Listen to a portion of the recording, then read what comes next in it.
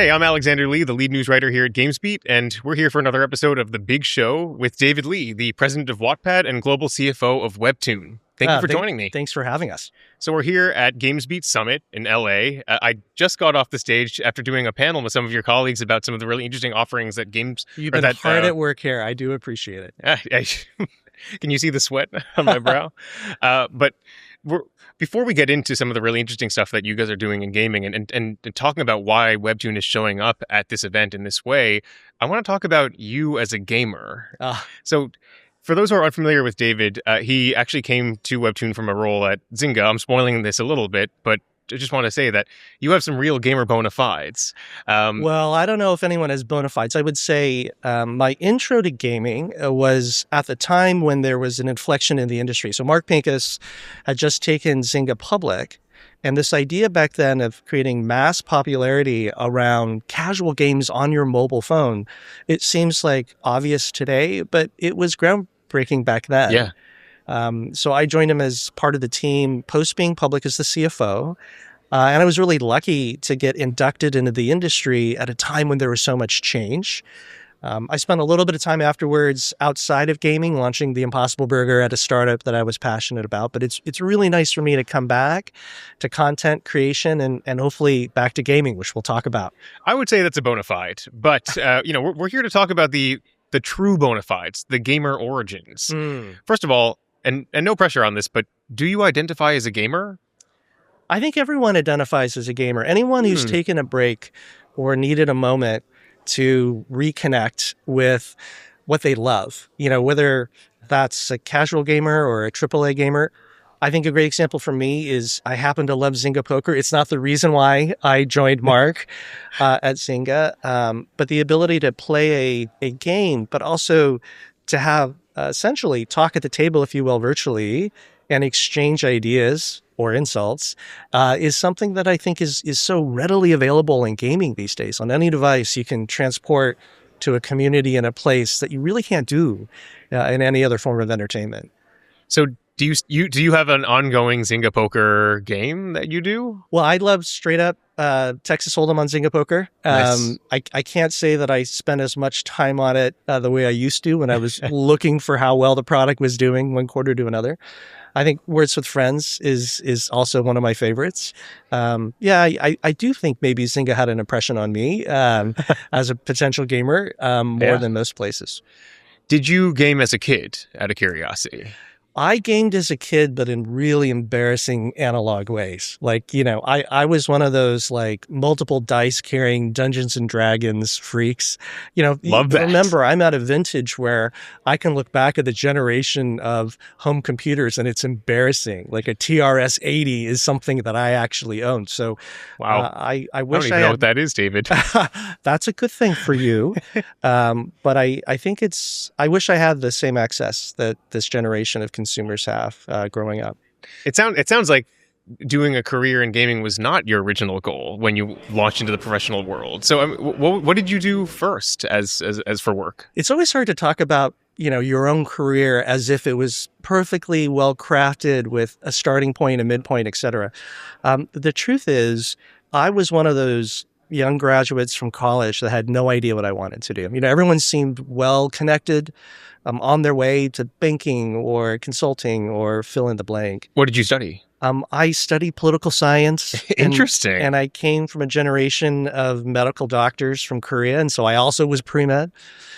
So when I left, I kind of had this conviction on a first principle basis that if I could figure out what consumers wanted, not what they were saying they wanted, but what they actually wanted, I would find my way to something. And so my first job was at the Leo Burnett company, an ad agency in Chicago.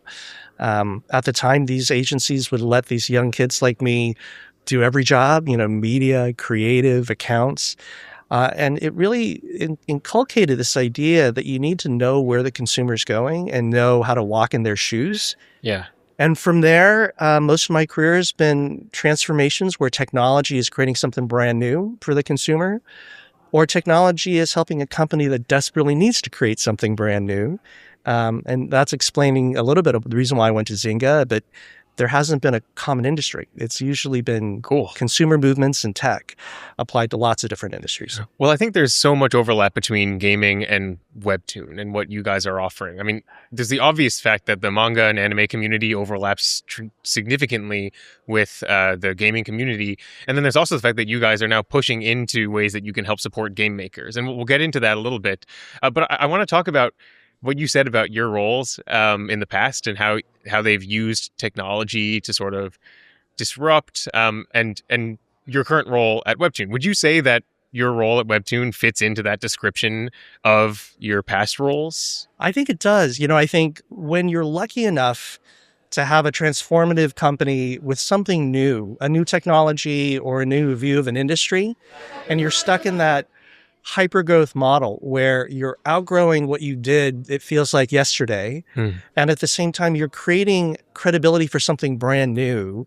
It requires a lot of generalists. And one of the hallmarks of my career has been to have been really lucky with founders and CEOs and boards who I align with on a mission. And then my job becomes whatever's required to get the mission done. And so if it's a company seeking to go public, it's oftentimes as the CFO.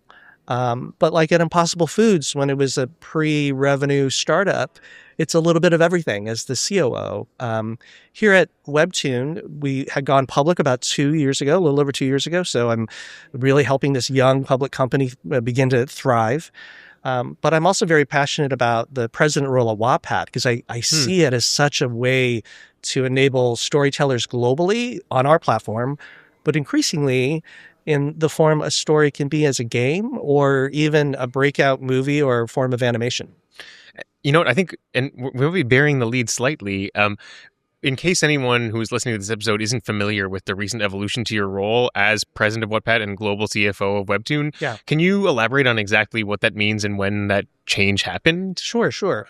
And maybe I could go even back and just explain who we are to start off with. Yeah, I mean, I was thinking actually, and breaking down the split between Wattpad and Webtoon. Sure.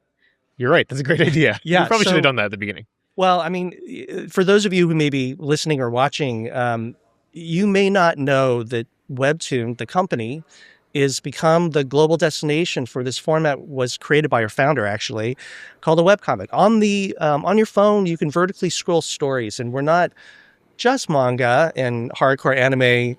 We are every genre of every story you can imagine. We have 145 million monthly active users. We have 27 million creators, most of whom are amateurs. And so we use this movement of user-generated content, but we use our tech to be able to present the right stories at the right time for a primarily Gen Z audience. Something like 70+% of our North America consumers are Gen Z.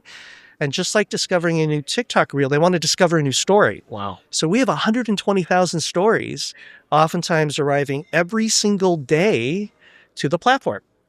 And it's every genre you can imagine. Some genres I could not imagine. And while we love this $1.4 billion business and revenue we have because it's self-funding and it's public, what we're really passionate about is seeing these creators have a great career on our platform, but then they become great producers of animation and film off our platform. I think we have about 900 examples where a creator has had success as a creator of a published book or a mobile game or a movie. And we have 100 examples of really big hits that your watchers may not realize came from our platform. In terms of the differences, we have Webtoon and we have Wattpad. One is a webcomic platform and the other is a web novel platform. But they both have the same mission, which is to create this flywheel around creators empowered to be able to have access to the next generation of consumers. So you're the president of Wattpad. Does that mean that does the buck stop at your desk for anything Wattpad related? I feel like if you're doing a good job as a leader, the buck only stops at your desk if you have to be that dictator, but hopefully the aligned decision is occurred way before it shows up at my desk. I am the president of Wattpad, but we report into our parent Webtoon, where I'm the global CFO and a member of the board. And you told me that change happened only 4 weeks ago, that you became a global CFO, right? Yeah, we made a series of changes about a month or so ago. We elevated an incredible gentleman named Young-Soo Kim, who became our president of Webtoon. Our founder, Jinku Kim, continues to be the founder and the CEO, but he wanted to be able to let the day-to-day be run so he could focus as much on the future, as we're very bullish on our future. So that, along with some internal changes, were announced about a month ago, and here we are.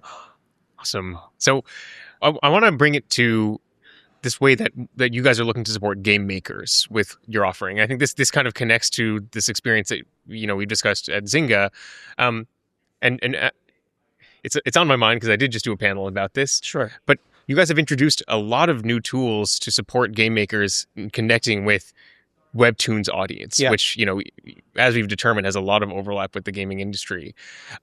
Before we get into this, I want to talk about the challenges that you guys are trying to overcome, and specifically that top level challenge that everyone is talking about at this event is user acquisition and discovery. I mean, this is a tremendously difficult task for game makers across all forms of media, and particularly mobile game makers. So I'm curious, how at Zynga, what kind of phenomena did you observe in terms of the difficulty of user acquisition, and how are you guys trying to solve those problems at Webtoon? Well, it's interesting. In gaming, oftentimes you're talking about customer acquisition or CAC and the cost of it, because you have a source of IP, a mobile game, that you want to create fandom around. You're trying to create a destination in this competition for time across so many other possible uses of it. What's very different at Webtoon and Wattpad is we have this burgeoning growth here in North America. For example, we recently reported, double-digit growth in monthly paying users here who are looking for content. 77% of our North America users at Webtoon say they can't find the stories they consume on our platform anywhere else, because unlike mobile gaming companies or even triple console gaming companies, we have an evergreen source of new stories every day. I'll remind you, 120,000 new stories arrive every single day from 27 million creators. So we have a natural engine from our evergreen source of content to drive more top of funnel consumption. And we're finding with Gen Z, they want to discover. They want to be the ones to pick out a story from some creator out in the world to say, I found this. I'm going to create my social community fandom around it, and I'm going to advocate for it. This, what we call this pull strategy, where tech enables our consumers to really be creators almost, either through fan fiction or certainly advocates, is very different than the push that we saw decades ago in all industries, including gaming, where you're trying to buy and push customer acquisition to a storyline that's relatively static compared to the new stories we see every day. The other thing I would tell you is our readers are gamers. Like 80% of the people who love Webtoon, Wattpad novels, they're gamers. And they're not just gamers, they pay to play games. Something like over 60% of the folks who are on our platform, they pay at a rate that's much higher than the average for the games they love. So for us, it's a natural intersection on a common user base, but we have a very different business model where we don't need to buy consumers or pay for CAC in the same way that a lot of mobile and other gaming companies do. So I'm curious, what are you doing to actually, what's your pitch to a game maker for this customer acquisition method versus the other ones that are already out there and prominent? I think you've answered this, but just to really put it to you directly, how is this better than what people are already doing for UA or customer acquisition? Part of walking in the shoes of customers is to know what they need. And I always hear from our customers in gaming that they need proven ways to grow their customer acquisition model. Like they need assurance that if they spend with a partner like Webtoon or Wattpad, they're going to see results. And I think the recent example we've been talking about, where you can create a wish list on Steam, right? And you can create a contest where someone who already is a fan, as we already know, they're mutual fans of our platform and games, decides to put a publisher of a game on their wish list. We verify it, we track it, and then we reward it to allow them to have our currency coin on our platform to be able to engage even more. That's a proven demonstration of real performance advertising for the game publisher. For us, it's a form of fandom because we know our readers love games anyway. And we also have the right demographic, because we're so heavily penetrated amongst Gen Z, who are engaging, by the way, every day, 30 to 60 minutes spent on average every day on our platform, predominantly Gen Z in North America, who come 4 or 5 times a week on the majority of the time. So we have a highly engaged, coveted audience with a way to directly tie the investment by the game company to real performance on their customer acquisition. Is the model we're trying to explain. I love that you guys are focusing on metrics and measurable performance, because I think that's what game makers are so desperate to have more of nowadays. Yeah. With that said, I mean, to me, one of the most exciting ways you can work with game makers is this totally nebulous and subjective thing, which is, correct me if I'm wrong, but isn't Webtoon also working with game makers and IP holders to actually bring the IP into content itself? Yeah, we do both. So it's a good point. That's great. I mean, and so sorry, I'm curious about how you measure, like how you show the value of that to game makers, because it's so cool, but so subjective. Well, I think the hard metric, I mean, I think we saw on a weekly basis something like 10,000 new additions to the wishlist program I just mentioned, so that you can really quantify what we were just talking about. Let me give you a real example of how we can use our creators to power new engagement. So there's a great webcomic called Ordeal, very popular on our platform. And Brent Bristol is the name of this great creator. Okay. We partnered with a gaming company called Capcom, and they have Street Fighter 6 is I think I've heard of it. Partnership. Having Brent Bristol write a new episode, I think it was Che versus Street Fighter 6, a unique form of content. Think about the massive fandom that's created from pre-existing users and new users for both sides. You're going to see us do that a lot. And that's something we uniquely can do at scale, because we got these 27 million creators. So I like to think we can solve the engagement problem for game makers with content and fandom that's original, as well as the numbers issue, which is how do we compete for user acquisition that's guaranteed, that's based on performance. We're trying to do both. How much are you able to target specific demographic groups with this service for game makers? You know, if a game maker is specifically trying to reach a geographic area or an age demographic, can you target that? Well, obviously we can only do what's allowed. Right. But I would take a step back and say, think about the contextual information that Webtoon and Wattpad has. You know, I call her Maddie. Maddie's our typical Gen Z target consumer. You know, maybe she's 22 to 25 and she's at a coffee shop. We know what Maddie is reading, the genre, the content, the page view. If it's a web novel, we know what else she's reading. That contextual information that could be worth mutual value to us and an advertiser, I think it rivals the richness of data on almost any other platform. Yeah. Now, we're super early in advertising. You know, the heritage of the company was empower more creators, create more content, let more consumers discover it. We're just starting to do the advertising thing, and we're careful to do it in a way that rewards the fandom for our paid content engine. But the potential, right? The 145 million monthly active users, the right demographic, predominantly Gen Z, the deep engagement, the amount of contextual information we have, we know what other mutual fans of Maddie, for example, are reading at the same time. I think there's a very compelling future for not just game makers, but all advertising publishers to really know what they're going to get when they choose to engage with us.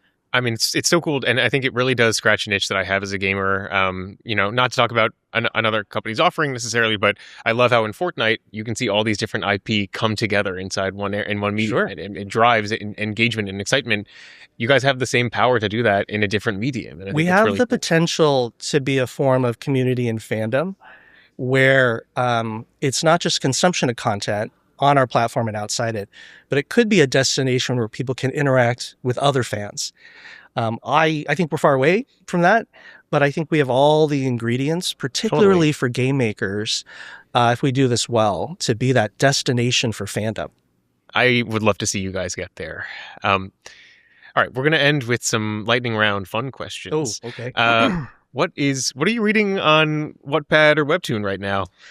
Well, I'm really interested in how fanfic has lowered the bar for creators. Oh. So one of the things on Wattpad is there's this web novel called Duplicity. I'm not a personal Harry Styles massive fan, but to see a fan of Harry Styles write a web novel and then see the fanfic that could generate original content later. We saw this with something called Away on Wattpad, where weirdly, Harry Styles again was the original source of fandom, but then it allowed that particular creator to write original fiction that eventually went off our platform, was very successful. Wow. So that's what I'm currently reading. I'm much more focused these days on Wattpad than I am on Webtoon. I'm more reporting the total company's results financially, but I'm really interested in fanfic, and Duplicity is what I'm reading these days.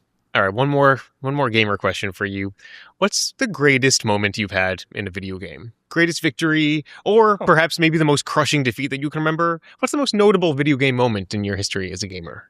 I think the most notable moment was a huge series of losses. And it came from Zynga Poker. It came at a moment where I desperately wanted to avoid the stress of the real world. And I kept on doubling down, as sometimes one does. I was so grateful to have done it in a safe platform without real money at risk, to be very honest. But the humiliation factor to lose, put more into it, and continue to lose was part of the thrill of why I came back to that game, because, you know, you always want to prove that you can overcome. And that's, I think what's great about gaming is you can do it very quickly with other people in real time in a safe way, where you're not really putting at risk what you could elsewhere. I love that. And I love that you didn't lose any real money. During probably the too sensible to do that. Yeah. Awesome. Well, David, thank you for coming on, talking a little bit about your work at Webtoon. It was a real pleasure. Thanks.